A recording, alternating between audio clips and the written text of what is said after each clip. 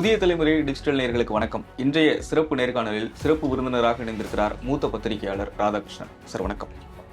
தேர்தல் முடிஞ்சிருச்சு. அர்பன் பகுதிகளில், சென்னை போன்ற அர்பன் பகுதிகளில் பெரும்பாலான வாக்குகள் திமுகவுக்கு அடுத்தபடியாக தாவேகாவுக்கு செல்லும் அப்படின்றது ஒரு வாதம். இளைஞர்களுடைய வாக்குகள் தாவேகாவுக்கு செல்லும் அப்படின்றது ஒரு வாதம். இந்த ரெண்டையும் வச்சுதான் முதல் கேள்வி. அர்பன் பகுதிகளை விட செமி அர்பன் பகுதிகள் அதிகம். அர்பன் பகுதிகளில் 5,000 வாக்காளர்கள் புதிதாக ஓட்டு போட்டிருக்காங்க அப்படின்னா, செமி அர்பன் பகுதிகளில் 13,000 வாக்காளர்கள் புதிதாக ஓட்டு போட்டிருக்காங்க. ஒவ்வொரு தொகுதிக்கு செமி அர்பன் பகுதியில் இருக்கக்கூடிய ஒரு தொகுதியில் சராசரியாக அப்படின்றத வச்சுக்கோங்களேன். இப்போ புதிய வாக்காளர்கள் அப்படின்றது இளம் வாக்காளர்கள் அப்படின்றது எடுத்துக்கலாம். ஸோ அர்பன் பகுதிகளை விட செமி அர்பன் பகுதிகளில் தாவேகாவின் தாக்கம் அதிகமாக இருக்குமா அப்படின்றது? இல்லை, நான் ஜோசியர் கிடையாது. பட் நமக்கு என்ன சொல்ல முடியும் என்றால், அதாவது பொதுவாக ஒரு அதிருப்தி வந்து அதிமுக மேலேயும் திமுக மேலேயும் இருக்கிறது நமக்கு மிக தெளிவாக தெரிகிறது. ஏனென்றால் ஒன்று எடுத்திங்கன்னா, இவங்களுடைய எந்த அளவுக்கு செல்வம் சேர்த்துருக்காங்கன்ட்டு, காசு எந்த அளவுக்கு சேர்த்துருக்காங்க ரெண்டு பேரும். அதாவது நீங்கள் 2006 இருந்த செந்தில் பாலாஜி இப்போ கிடையாது, 2006 இருந்த வேலுமணி இப்போ கிடையாது, 2006 இருந்த ராதாகிருஷ்ணன் இப்போ கிடையாது, 2006 இருந்த தங்கமணி இப்போ கிடையாது. இப்போ இவர்கள் அனைவரும் வந்து இன்றைக்கி வந்து ஒரு ப்ரைவேட் பிளேனில் போகிற அளவுக்கு, ஒவ்வொரு இடத்துக்கும் செல்கிற அளவுக்கு இவர்கள் வந்து செல்வம் சேர்த்திருக்கிறார்கள். இது எப்படி வந்தது என்று மக்கள் பார்த்து கொண்டு தானே இருக்கிறார்கள். எல்லாருமே வெஸ்டர்ன் ரீஜன் சேர்ந்த நபர்கள். எல்லாருமே அனைவரும் வந்து இப்போ இருக்கின்ற எங்கிருந்து வந்ததுன்றத இது இருக்குது. அதே மாதிரி உதயநிதியினுடைய அந்த மனு தாக்கல்லையே வந்து பல கான்ட்ரவர்சி வருது. கோர்ட்டு கூட போகிறாங்க. அதாவது இவருக்கு என்ன ஒன்றுமே கிடையாதா, வண்டி கிடையாதா, இல்லை இல்லம் கிடையாதா, என்ன கையில் இருக்கிற காசு கிடையாதா, இதெல்லாம் பார்த்தீங்கன்னா அதாவது பொருத்தமே கிடையாது. அதாவது எவ்வளோ டிக்ளேர் பண்ணியிருக்காங்க, எவ்வளோ கையில் இருப்பு இருக்கிறது நம்ம என்ன பார்த்து கொண்டு இருக்கிறோம் அவருடைய உடையிலிருந்து. இதே மாதிரி ஒவ்வொரு அரசியல்வாதியும். அப்போ இதில் வந்து மக்களுக்கு அன்றாட வாழ்க்கைக்கு மிக கடினமாக கஷ்டப்பட்டு உழைச்சி அந்த கடைசியில் அந்த எண்ட் ஆஃப் த டே ஒரு 1000 ரூபா வந்து கையில் நிற்கிறதே ஒரு பெரிய விஷயமா இருக்கிறது. அதை எடுத்துன்னு போயிட்டு சாப்பாடு வாங்குறது, அதே மாதிரி வீட்டுக்கு செலவு பண்ணுறதுக்கு அவ்வளோ கஷ்டமாக இருக்கிறது. அப்போ எப்படி அரசியல்வாதிகளுக்கு மட்டும் இல்லை என்றால் குறிப்பிட்ட அரசியல்வாதிகளுக்கு மட்டும் இந்த அளவுக்கு செல்வம் வருது? அது ஒரு எங்கிருந்து உங்களுக்கு இப்போ இந்த அளவுக்கு செல்வம் வருது?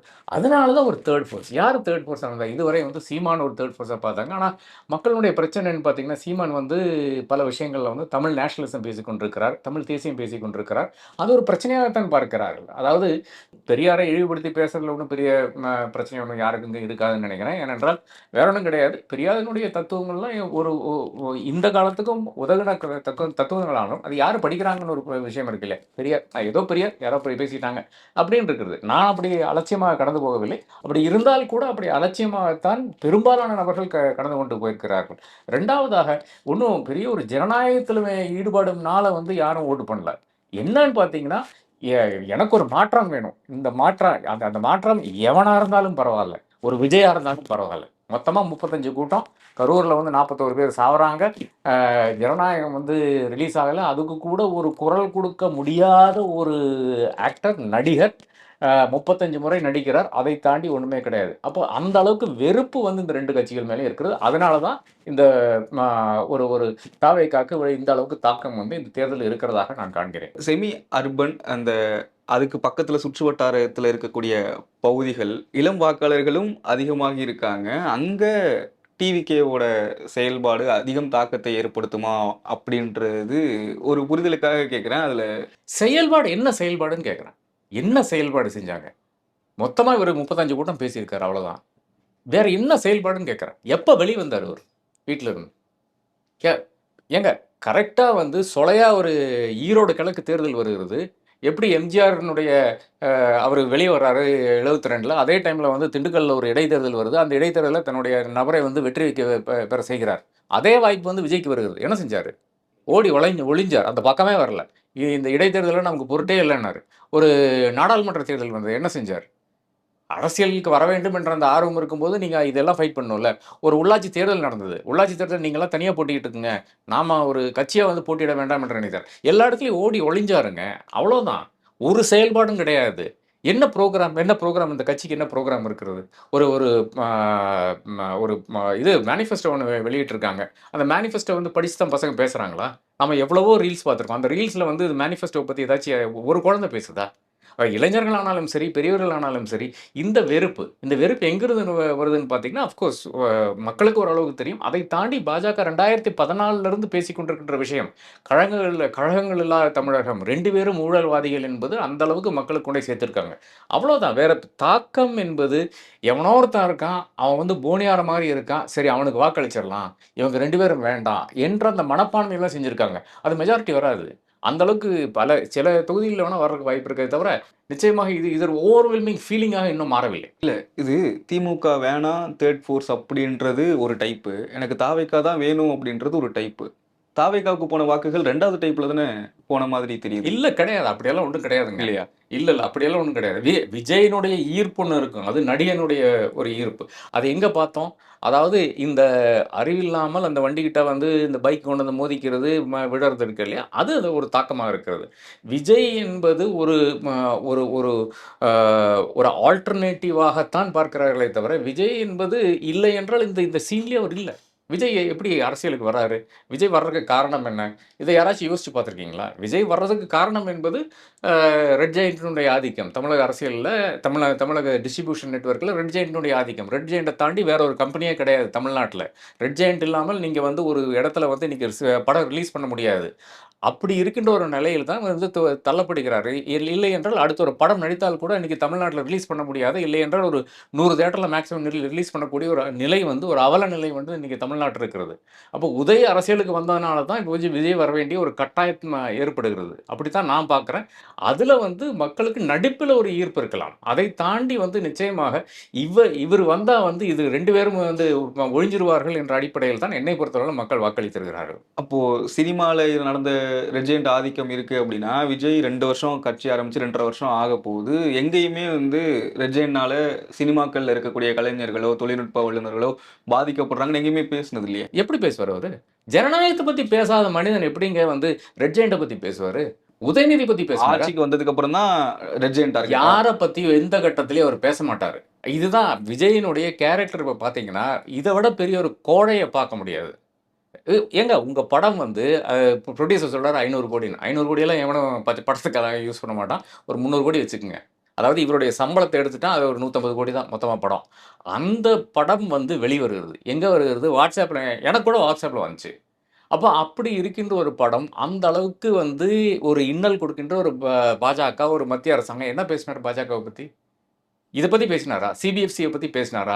ஒரு கோர்ட்ல ஒரு தீர்மானம் வருது. அத வந்து மறுபடியும் அப்ப டப்புன்னு மாத்துறாங்க. ஒரு டிவிஷன் பெஞ்ச் மாத்துறாங்க. சிஜிஐ கிட்ட போய் நிக்கிறாங்க. ஆ சாலிசிட்டர் ஜெனரல் வந்து வாதாடுறாரு. இதெல்லாம் எந்த காலத்துல நடந்திருக்குன்னு கேட்கிறேன். இவ்ளோ வந்து அவருக்கு இன்னல் கொடுக்க வேண்டும் என்று பாஜக வந்து கங்கணம் கூட்டிக்கொண்டு செய்து கொண்டிருக்குது. என்ன பேசினார் பாஜகவ பத்தி? இதோட பெரிய ஒரு கோழைய பார்க்க முடியாது.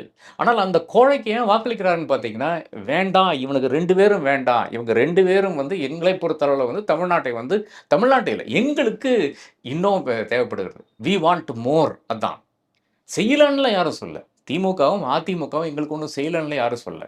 இவங்க 2 பேரும் வேண்டாம். இவங்கள் ஊழல்வாதிகள். எங்களுக்கு வந்து மாற்று வேணும். இந்த ஒரு மனப்பான்மையில் இருக்கின்ற பெருமளவிலான நபர்கள் இருக்கிறார்கள். இப்போ 2 பேரும் வேண்டாம். ஆனா 234 வேட்பாளர்கள், 233 வேட்பாளர்கள் கிட்டத்தட்ட 150க்கும் மேற்பட்டோர் 2 கட்சிகள்ல இருந்தும், மாற்று கட்சிகள்ல இருந்து வந்தவங்க தானே. அதை ஏன் இவங்க கவுண்டர் பண்ணல? டிவிகே, டிஎம்கே, ஏடிஎம்கே பெருசா அத பத்தி பேச்சு பொருள் ஆக்கலல்ல. ஆக்கலையா, ஆகல அப்படின்றது எடுத்துக்கலாம். இல்ல ஆக்கல. அது என்னென்ன காரணம் என்றால் வேற ஒண்ணும் கிடையாது. அதாவது விஜய் மட்டும் தான். வேற யாருமே கிடையாது. நான் வந்து ஒரு இதுல தொலைக்காட்சியில சொல்லியிருந்தேன். அதாவது 234 வேட்பாளர்களை வந்து நிறுத்தியிருக்கிறார். பெரிய விஷயம். ஃபர்ஸ்ட்டா வருகின்ற ஒரு கட்சி. நிச்சயமாக இதுக்கு சாத்தியக்கூறு இல்லை என்று பலரும் நம்பிக்கொண்டிருந்தோம். நானும் அந்த மாரி தான் நினைத்துக் கொண்டிருந்தேன். ஆனா நம்ம வந்து மறந்து விடக்கூடாது. நாம் தமிழரும் செய்தார்கள். 234 கேண்டிடேட் எடுத்துறாங்க. அதை தாண்டி அடுத்து வந்து 233 பேர் விலை போகவில்லை என்று நான் கூறினேன். 233 பேர வந்து தக்க வைக்க முடியுது. ஒரே ஒருத்தர் தான் விலை போனாரு. எடப்பாடியில் வந்து விலை போனாரு. இவ்வளவுதான். ஆனால் இதுல வேற ஒரு முக்கியமான விஷயம் நாம் பார்க்க வேண்டியது என்னவென்றால், ஒரே ஒரு விஜய் மட்டும் தான். கேண்டிடேட் என்றது ஒரு பொருட்டே கிடையாது என்று ஒரு இடத்துக்கு வந்த பிறகு, அதாவது விஜயே தன்னுடைய கேண்டிடேட்ஸ் இப்ப 234 கான்ஸ்டிட்யூன்சி போனாரா? போகவே இல்ல. அப்ப இல்லை என்றால் இப்போ வந்து மு.க. ஸ்டாலின் பண்ற மாரி, இல்லன்னா ஜெயலலிதா பண்ற மாரி ஒரு இடத்துல போய் நின்னுட்டு ஒரு 10 கேண்டிடேட் வந்து அறிமுகம் பண்றது. அது கூட பண்ணதா தெரியல. சில அங்கங்க போனார். அங்கங்க போனாரு, வந்தாரு. மொத்தம் 35 இடம் போனாரு, வந்தாரு. இவ்வளவுதான். அப்ப அப்படி இருக்கும்போது அவர் ரொம்ப தெளிவா இருக்கிறார். மதுரையில் பேசினார் இல்லையா? மதுரை கிழக்கு விஜய், மதுரை தெற்கு விஜய், திருப்பரங்குன்றம் விஜய் இதுதான். அப்போ அந்த நபர்களை வாங்கியும் பிரயோஜனம் இல்லை என்று அதிமுகவுக்கும் தெரியுது, திமுகவுக்கும் தெரியுது. இப்போ வாங்கி விட்டால் கூட எடப்பாடியில் நடந்த அதே விஷயம் பண்ணுவாரு. இன்னொருத்தர வந்து போடுவார். இன்னொருத்தர ஆதரிப்பார். அந்த அங்க வந்து ஒரு ஓகே. தொலைக்காட்சி சின்னத்துல புரியுது. நிறுத்தார்ல. ம். அப்படி அப்போ இந்த கேண்டிடேட்ஸ் யாருமே ஒரு பொருட்கள் நீ எங்கிருந்து வேணா வந்துக்கோ. ஒரு செங்கோட்டையன் வந்துக்கோ, ஒரு விஎஸ் பாபு வந்துக்கோ. இல்லை என்றால் நேற்று வந்த ஒரு இளைஞன் வந்து நிக்கட்டும். இது ஒண்ணுமே பிரச்சனை இல்லைங்கிறாரு. வேட்பாளர்களை வாங்கினாலும் அவங்க வந்து எங்க கட்சியில இருந்து போனவங்க அப்படின்றதையே நம்ம பேசுபொருள் ஆக்கினாலும் களத்துல அது எதிரொலிக்காது. விஜய்க்கு போற வாக்குகள் கிட்ட விசில் எதிரொலிக்காது. விசில் விஜய் அவ்வளவுதான். வேற ஒண்ணுமே கிடையாது. ஓகே. அப்போ ஒரே ஒரு நபரை நம்பி வாக்களியுங்கள் என்று சொல்லுகிறார்கள். அதை மக்கள் வந்து கேட்டுக்கொண்டு வாக்களிச்சிருக்கிறார். உங்களுடைய கட்டுரையில படிச்சேன். அதுல வந்து அன்அட்டாச்ட் அப்படின்ற ஆமா. ஒரு வார்த்தை இருந்தது. எந்த கட்சிகளையும் சாராத ஆமா. வாக்காளர்கள். கடந்த 2021ல அந்த அன்அட்டாச்ட் வாக்காளர்கள் அதிகமாக இருந்திருப்பாங்க. 2 அன்அட்டாச்ட்னா எந்த கட்சியிலும் சாராதவங்க. இப்ப இருக்கிற கட்சிகள் மேல ஒரு அதிருப்தி இருக்கிறவங்க. அவ்வளவுதான். சோ திராவிட கட்சிகள் மேல அதிருப்தி இருக்கிறவங்க அப்படின்னு ஒரு அமௌண்ட் வந்து பெருசா இருக்குன்னு வச்சுக்கோங்களேன். இப்போ இதுல வந்து அந்த அந்த கவுண்ட் வந்து கம்மி ஆயிருக்கும்ல. அந்த எந்த கட்சியையும் சாராத வாக்காளர்கள் தாவேகாவுக்கு போயிருக்காங்க அப்படின்ற ஒரு பார்வையையும் முன்வைக்கிறாங்கல்ல. இருக்கலாம். அதாவது இப்போ வந்து திமுகவை பொறுத்தவரை நீங்க திமுகவினுடைய வொர்ஸ்ட் பெர்ஃபார்மன்ஸ் என்னன்னு எடுத்துக்கங்க. 2014 அதுதான் வொர்ஸ்ட் பெர்ஃபார்மன்ஸ். அப்ப அதுதான் திமுகவினுடைய வாக்கு வங்கி. 24% ஏதோ 25% வச்சுக்கங்க. நான் அதுல சொல்றது 25-30%. அதுக்கப்புறம் வந்து மு.க. ஸ்டாலினுடைய நடவடிக்கை, பல விஷயங்கள், சில அ ஒரு ஒரு ஒரு ஒரு பாசிட்டிவிட்டி வந்திருக்கு. 2019 ஜெயிக்கிறாங்க, 21 ஜெயிக்கிறாங்க, 24 ஜெயிக்கிறாங்க. அதனால வந்து சற்றே அதிகரிக்க அந்த வாய்ப்பு இருக்குது. அதிமுகவை பொறுத்தவரை எது இருக்கிறதுலயே மோசமான எலெக்ஷன் பார்த்தீங்கன்னா, நிச்சயமாக 2024 தனித்து நின்ன அந்த வருடம். 22%. ஸோ இதுதான் ஒரு பேஸாக இருக்க வேண்டும். அப்போ அதை தாண்டி இருக்கின்ற வாக்காளர்கள் அனைவருமே வந்து இப்போ பாஜகவுக்கு இருக்காங்க. 3% இருந்து 11% ஆனாங்க. ஆனால் அந்த 11% இங்கே இருக்கான்னு பார்த்தா நமக்கு தெரியாது. காங்கிரஸினுடைய வாக்காளர்கள் 5%ஓ 6%ஓ இந்த மாதிரி ஒவ்வொரு கட்சிக்கும் இருக்கிற வாக்காளர்களை அவை எல்லாமே மாற்றி நிறுத்திவிட்டால் ஒரு 50% வாக்காளர்கள் வருவார்கள் என்று எடுத்துக்கொள்ளலாம். இல்லைன்னா 55%. பாக்கி இருக்கின்ற அனைவரும் வந்து அன்அட்டாச்டு தான். இதில் அன்டிசைடட் என்ற ஒரு சின்ன ஒரு கிளாரிஃபிகேஷன் நான் அதில் பண்ணுறேன். அன்டிசைடட்னா நான் இன்னும் தீர்மானம் பண்ணவில்லை. யாருக்கு போடணும் நான் தீர்மானம் பண்ணவில்லைன்ட்டு. அப்போ அது வந்து அன்னைக்கு நான் காலையில தான் பண்ணுவேன். இல்லைனா அங்கே போன முறை தான் பண்ணுவேன். அப்படின்னு பார்க்கும்போது அது ரொம்ப ரொம்ப சன்னமான ஒரு ஸ்மால் மைனாரிட்டி தான் இருக்கும். 1.1 1.5%. அன்அட்டாச்டு வரும்போது தான் அதில் பல வேறுபாடுகள் இருக்கிறது. அன்அட்டாச்டு வருகின்ற வேறுபாடுகள் ஒன்று இளைஞர்கள். இளைஞர்களுக்கு வந்து இப்போ வந்து அவர்கள் வந்து கட்சியில வந்து மெம்பர் ஆயிருப்பாங்க. இல்லைன்னா ஆயிருக்காம இருப்பாங்க. சொல்ல முடியாது. எல்லாருமே வந்து மிஸ்டு கால்ல தான மெம்பர்ஷிப் எடுத்து சேர்த்துட்டு இருக்காங்க. இவங்க ஆப் வச்சு மெம்பர்ஷிப் எடுத்து சேர்த்துட்டு இருக்காங்க. 1 கோடிக்கு மேல இருக்குன்னு எல்லாம் சொல்றாங்க தாவேகாவை பொறுத்தவரை. ஆனால் அதை தாண்டி இருக்கின்ற மைனாரிட்டீஸ் இருக்கிறது. மைனாரிட்டீஸ்க்கு என்ன பிரச்சனைன்னு பார்த்தீங்கன்னா, தமிழ்நாட்டில இப்போதைக்கு பிரச்சனை கிடையாது. ஆனால் எல்லா இடத்திலயும் நடக்கின்ற பிரச்சனைகளை வந்து நம்மளை விட அதாவது ஒரு ஹிந்துவை விட அதிகமாக வாட்ச் பண்ணி இருக்கின்ற நபர்கள் தான். அது பாலஸ்தீன பிரச்சனையானாலும் சரி, இன்னைக்கு வந்து மேற்கு ஆசியாவில் நடக்கின்ற பிரச்சனைகள் ஆனாலும் சரி, இல்ல இங்கே ஒருத்தனை வந்து தாக்குனதானாலும் சரி, இது பெங்கால் ஆனாலும் சரி, இல்ல பீகார் ஆனாலும் சரி, இங்கே தாக்குதனால் கூட இவர்களுக்கு டெஃபினட்டாக நம்மளை விட கவனித்துக் கொண்டிருக்கிறேன். நம்மளைன்னா நான் சொல்றேன் ஒரு ஹிந்துவாக நான் பேசுகிறேன். நம்மளை விட ஒரு ஒரு அவர்களுக்கு இந்த விஷயங்கள் வந்து இம்மீடியட்டாக வருகிறது. அவர்கள் பார்த்து கொண்டு தான் இருக்கிறார்கள். அப்ப யார் என்னை புரொடெக்ட் பண்ணியிருந்தா? யார்னால இங்க வந்து பிஜேபி உள்ள நுழைய முடியவில்லை என்று யோசிக்கக்கூடிய அந்த வாய்ப்பு இருக்கிறது. அப்போ உயிரா ஊழலா என்று வரும்போது உயிர் தான் முக்கியம் என்று டிசைட் பண்ணக்கூடிய இடத்துல தான் இன்னைக்கு வந்து மைனாரிட்டீஸ் இந்தியாவில் இருக்கிறார். இது நாம் ரொம்ப வேதனையோட குறிப்பிடுகின்ற விஷயம். ஏனென்றால் மைனாரிட்டீஸினுடைய நிலை அதுதான். ஒரு தேர்தல் நடக்கிறது. ஏப்ரல் 9ஆம் தேதிக்கு ஒரு ஐ திங்க் 4 நாளோ 5 நாளோ முன்னாடி கேரளால வந்து தேர்தல் நடக்கிறதுக்கு 5 நாளுக்கு முன்னாடி வந்து எஃப்சிஆர் பில் கொண்டு வர்றாங்க. எஃப்சிஆர் பில் யாரை டார்கெட் பண்ணுது? கிறிஸ்டியன் மைனாரிட்டீஸை டார்கெட் பண்ணுது. மிக தெளிவாக கிறிஸ்டியன் மைனாரிட்டீஸ் டார்கெட் பண்ணுது. இது தெரிந்தும் கூட பொய் சொல்கிறார்கள். கிரண் ரிஜிஜு வந்து அங்கே வந்து பொய் சொல்றார். இதில் கிடையாது. இதெல்லாம் வந்து தவறாக செய்பவர்களுக்கு ஆன்டி நேஷனல்ஸுக்கு மட்டும்தான்ட்டு. இது ஃபைனலி நாம் பார்த்து கொண்டு தான் இருக்கிறோம். மைனாரிட்டி இன்ஸ்டிடியூஷன்ஸ்க்கு வருகின்ற அந்த தாக்குதல்கள், யூபியில் நடக்கின்ற விஷயங்கள் எல்லாம் பார்த்து கொண்டு தான் இருக்கோம். ஒவ்வொரு இடத்துலையும் நடந்து கொண்டு தான் இருக்குது. அப்போ அந்த மைனாரிட்டிஸ் வந்து அவர்கள் வந்து இன்ட்ரெஸ்டட் பட் அன்அட்டாச்டு ஓட்டர்ஸ். அவர்களுக்கு இதில் ஒரு ஸ்டேக் இருக்கிறது. அவ என்ன ஸ்டேக்குன்னு பார்த்தீங்கன்னா வேற ஒன்றும் கிடையாது. இவர்கள் வரக்கூடாது. யாரு? பாஜக வரக்கூடாது. பாஜகவோட யார் இருக்கா? அதிமுக வரக்கூடாது. அப்ப யாருக்கு வாக்களிக்க வேண்டும் என்று யோசிச்சு வாக்களிக்கக்கூடிய ஒரு பெரிய ஒரு மைனாரிட்டி கும்பல் வந்து இன்னைக்கு தமிழ்நாட்டில் இருக்குது. அவர்கள் வந்து அப்படியே வந்து சொலையா வந்து பிஜேபிக்கு எதிராக யார் நிற்கிறார்கள்? விஜய் நின்னாரா? இல்ல கொஞ்சம் கூட போகாதா? கொஞ்சம் போகாதான்னு பார்த்தீங்கன்னா, நிச்சயமாக கொஞ்சம் போகத்தான் செய்யும். இவரு வந்து மண்டி போட்டு நடந்தாரு. இந்த மாரி ட்ராமாலாம் பண்ணார்ல. அதற்கு கொஞ்சம் போகத்தான் செய்யும். அவரு அதாவது அதிலேயே வந்து இப்போ வந்து சில சர்ச்சஸ் சிறிய சர்ச்சஸ் இருக்கு. அந்த சிறிய சர்ச்சஸ் வந்து அவர்கள் சொல்லுகின்ற அந்த விஷயங்கள் ஒருவேளை ஈர்ப்புடைய விஷயங்களா இருக்கலாம். ஆ ரொம்ப கன்வின்சிங்கா பேசக்கூடிய பாதிரிகள் இருக்கிறார்கள். அதனால ஒரு சிறிய ஒரு பெர்சன்டேஜ் போகலாமே தவிர, நிச்சயமாக பெரும்பாலான நபர்கள் வந்து தன்னுடைய உயிருக்கு தான் பயப்படுவார்களே தவிர, ஊழலுக்காக பயப்பட மாட்டார்கள். ஊழல் செட்டரேட் பண்ணிடலாம்னு அவர் நினைப்பாங்க. உங்களோட இதிலிருந்து நான் புரிஞ்சுக்கிறேன். பார்வை சரியான்னு பாருங்க. விஜய் பரப்புரை மேற்கொண்ட இடம், ரோட் ஷோ மேற்கொண்ட இடம், பெரும்பாலான இடங்கள் கிறிஸ்தவர்கள் அதிகமாக இருக்கக்கூடிய இடங்கள். காரைக்குடி, சிவகங்கை பகுதிகள், அப்புறம் வந்து கன்னியாகுமரி, புதுக்கோட்டை இந்த மாதிரியான பகுதிகள்ல கிறிஸ்தவர்கள் அதிகமாக இருக்காங்க. ஆனா அந்த பகுதிகள்ல வாக்கு பதிவு குறைஞ்சிருக்கு. வாக்கு சதவீதமாக பார்க்கும்போது குறைஞ்சிருக்கு. இது இத எப்படி புரிஞ்சுக்கிறது? அங்க வந்து விஜய்க்கான பெரும் தாக்கம் இல்ல. அங்க டிஎம்கே வாக்குகள் தான், டிஎம்கேக்கு போற வாக்குகள் தான் மைனாரிட்டீஸ்ல இருந்து அப்படின்னு புரிஞ்சுக்கிறதா? இல்ல அந்த மாரி ஒரு டிசிஷனுக்கு நாம் வர முடியாது. அது பொட்டி தொறக்கிறது மட்டும் நமக்கு தெரியாது. பெர்சன்டேஜ் தெரியறது மட்டும் நமக்கு தெரியாது. திமுக கடுமையான பாஜக எதிர்ப்பு முன்வைத்தது. அப்ப அதிலேயே வந்து வெக்ஸ் ஆன நபர்களும் இருக்கிறாங்க. என்னங்க அது 2000 என்ன 19லேருந்து இதே தான் பேசிக் கொண்டிருக்கிறார்கள். அதை தாண்டி ஒண்ணுமே கிடையாது. சரி, வேணும்னா போய் வாக்களிக்கலாம். அப்படின்ட்டு ஒரு மனப்பான்மையில பலரும் வந்து போகாம இருந்திருக்கலாம். அதிமுகல வந்து என்னங்க பிஜேபியோட போய் சேர்ந்திருக்காங்க. இனி இப்ப நாம போய் வாக்களிச்சு என்ன, வாக்களிக்காமல் என்ன அப்படின்ட்டு. அதிமுககாரரு பெரும்பாலான அதிமுககாரர் வந்து திமுகவுக்கு வாக்களிக்க வாய்ப்பே இல்ல. அப்படி இருக்கிற நபர்கள் கூட சரி இது இல்லன்னா இந்த தருதலைக்கு அவருக்கும் வேண்டாம் அப்படின்னு சொல்லிட்டு வீட்டிலேயே இருக்கக்கூடிய வாய்ப்பும் இருக்கிறது. ஆனா என்ன நடந்திருக்கு என்று நமக்கு இனிமேல் தான் ஒவ்வொருத்தரும் கொஞ்சம் ஒரு சர்வே மாரி எடுத்தாலோ, இல்லைன்னா போய் பேசினாலும் தான் நமக்கு தெரியும். நாங்க செய்யல இன்னும். இல்ல சார். எனக்கு எலெக்ஷன் என்ன பிறகு. புரிதல்னா, இப்போ அங்க கிறிஸ்தவர்கள் இருக்காங்க. கன்னியாகுமரி மட்டும் எடுத்துக்கோங்களேன். கிறிஸ்தவர்கள் இருக்காங்க. அங்க விஜய்க்கு ஒரு வாக்கு சதவீதம் இருக்குன்னு வச்சுக்கோங்களேன்.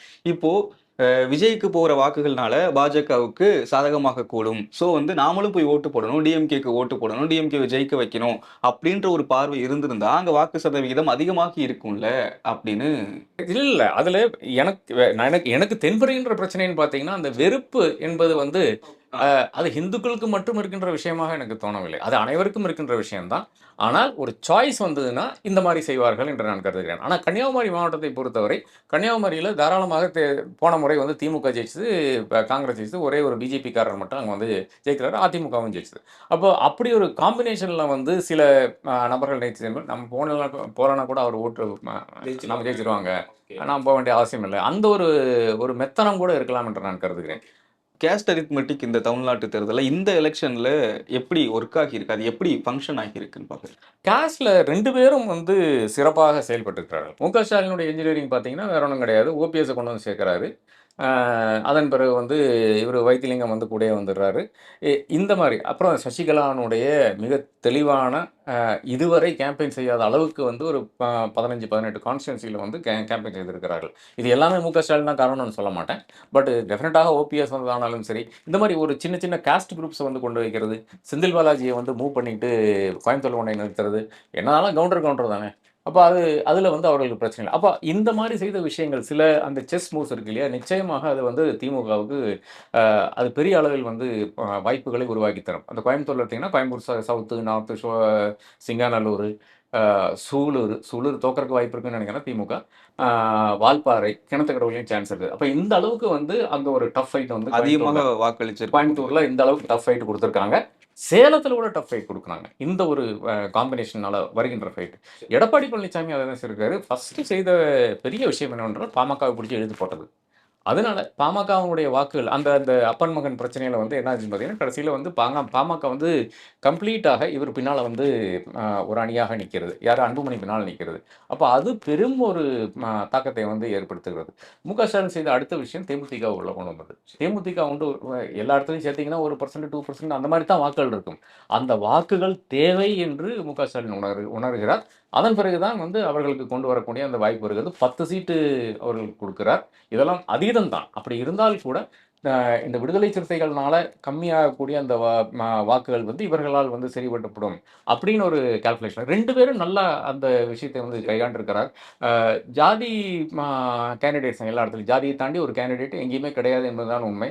திருப்பரங்குன்றம் எடுத்துக்கங்களேன். திருப்பரங்குன்றம் வந்து 2 பேரும் வந்து பேர்மல் கலர் வந்து போட்டிருக்காங்க. அதிமுக, இவர்கள் தாவேகா, சசிகலா 3 பேரும் வந்து பிகே போட்டிருக்காங்க. இவர்கள் மட்டும்தான் மாத்தி போட்டிருக்காங்க. திமுக மட்டும் தான் மாத்தி போட்டிருக்காங்க. அது ஒரு ஒரு கலை ஒரு ஒரு அதுல ஒரு ஒரு நுண்ணரசியல் பாலிடிக்ஸ் இருக்கு. இருக்கு. டெஃபினட்டா ஒரு பாலிடிக்ஸ் இருக்குது. அப்போ பாக்கி இருக்கின்ற கான்சல்டேஷன் நடக்குமா இல்லையான்றது நான் தேர்தலுக்கு பிறகு தான் தெரியும். இப்போ 3 பேரும் வந்து இப்போ 3 பேர் பிகே போட்டிருக்காங்க. அந்த பிகே ஓட்ஸ் வந்து சிதறி போனா நிச்சயமாக வந்து திமுக கேண்டிடேட் ஜெயிக்கிறதுக்கான வாய்ப்பு இருக்கிறது. அங்க இருக்கின்ற நபர்களும் அப்படித்தான் சொல்றாங்க. அப்ப ஆன்டி கான்சல்டேஷன் வரும். பிகேக்கு எதிரான ஒரு கான்சல்டேஷன் வரும். அப்போ வரும்போது நிச்சயமாக ஜெயிச்சிருவாங்க. அப்ப 2 பேருக்கும் இந்த அரசியல் தெரியும். ஜாதி அரசியல் தெரியும். ஜாதியை தாண்டி ஒரு அரசியல் வந்து இந்தியால கிடையவே கிடையாது. இல்ல அதுதான் இங்க ஒர்க் அவுட் ஆகுமான்னு தெரியல. 100 வாக்காளர்கள் இருக்காங்க. ஆமா. 80 பேர் வாக்களிக்கிறாங்க. அதுல ஒரு 10 பேர் வந்து சாதி, சமூகம் அந்த கணக்குகளை தாண்டி வாக்களிப்பாங்க கடந்த தேர்தல்கள்ல. மிச்சம் 70 பேருக்கு தான் திமுகவும், அதிமுகவும் அந்த சமூக கணக்குகள்லாம் வச்சு செய்வாங்க. இப்போ எஞ்சி இருக்கிற 70 பேர்ல 20 பேரோ, ஒரு 15 பேரோ விஜய்க்கு போகும்போது, அங்க அந்த நம்பரே கம்மியாகுதுல்ல. அது வந்து எந்த அளவுக்கு தாக்கம் ஏற்படுத்தும் அதுவும் அப்படின்னு ஜாதி ரூரல் தானே. பகுதிகள்ல. இல்ல கம்மியாகுதுல்ல. ஜாதியை தாண்டி அவர்களும் வாக்களிக்கவில்லையே. அந்த கேண்டிடேட்னுடைய ஜாதி பார்த்து தானே வாக்களிக்கிறாங்க.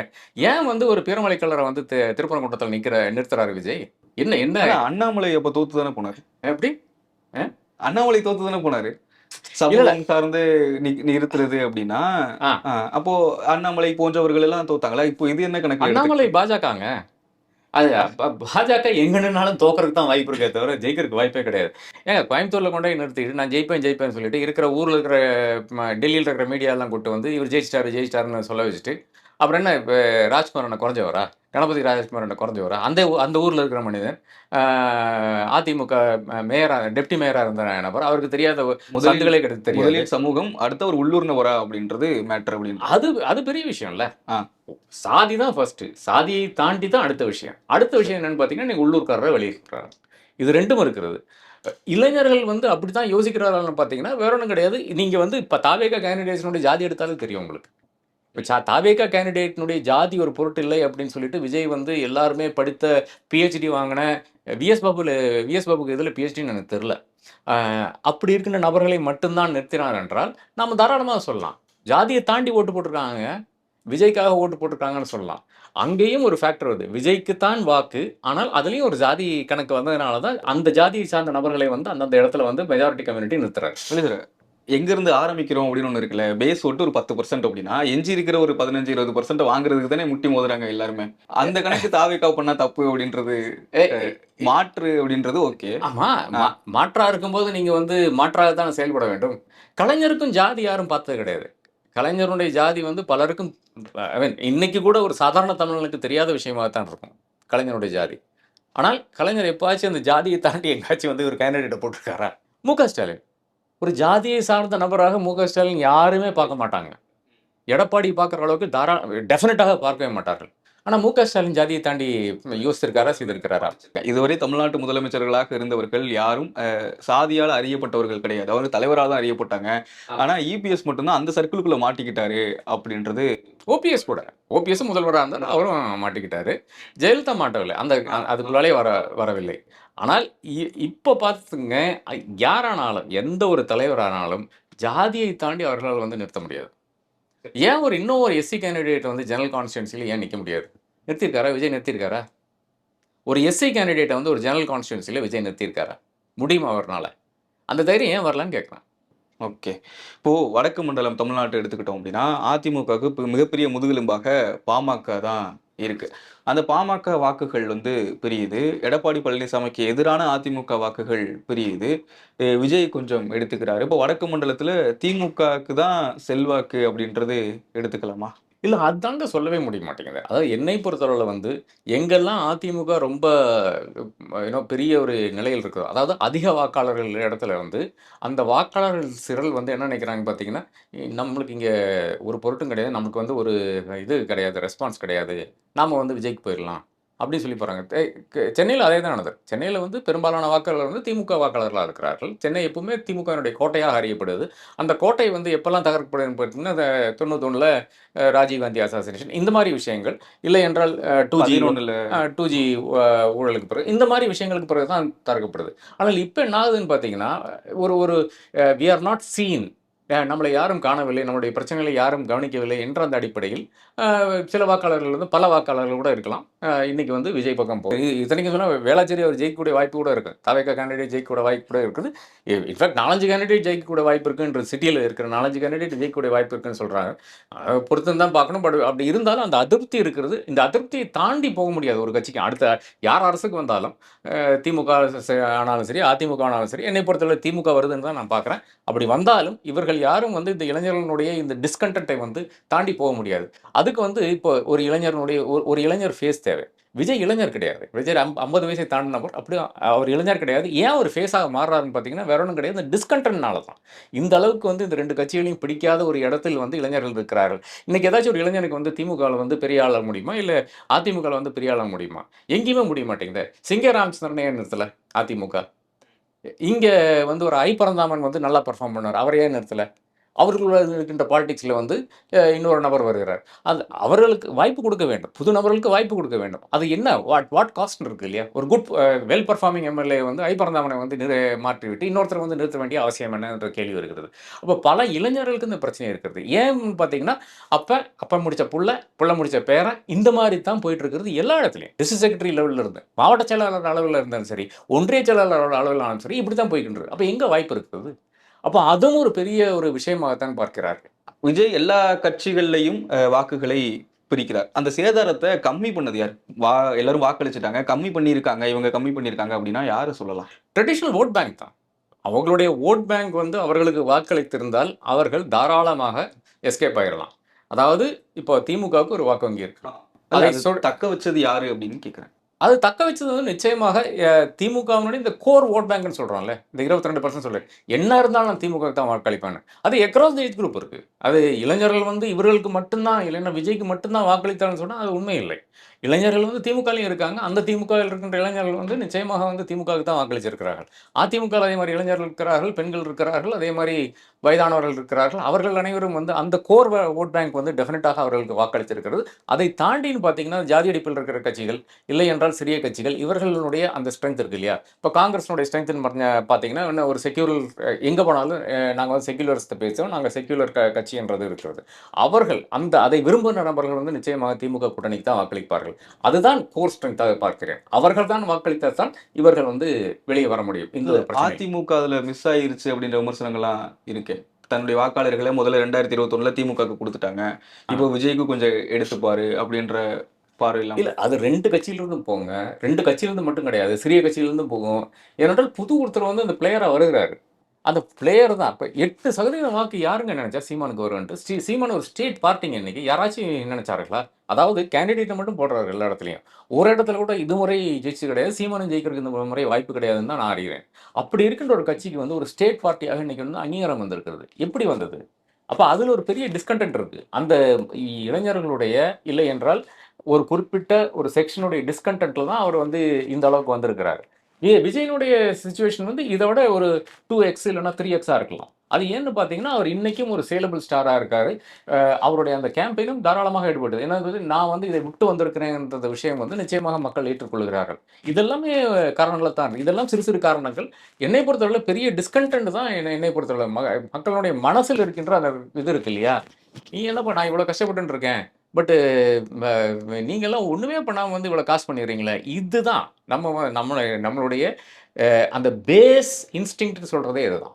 ஓகே. நாத்தாக்க இந்த தேர்தல்ல எந்த அளவுக்கு பாதிக்கப்படுமா? இல்ல தப்பிச்சிருவாங்களா? வந்து அவங்க அப்படியே வச்சிருவாங்களா?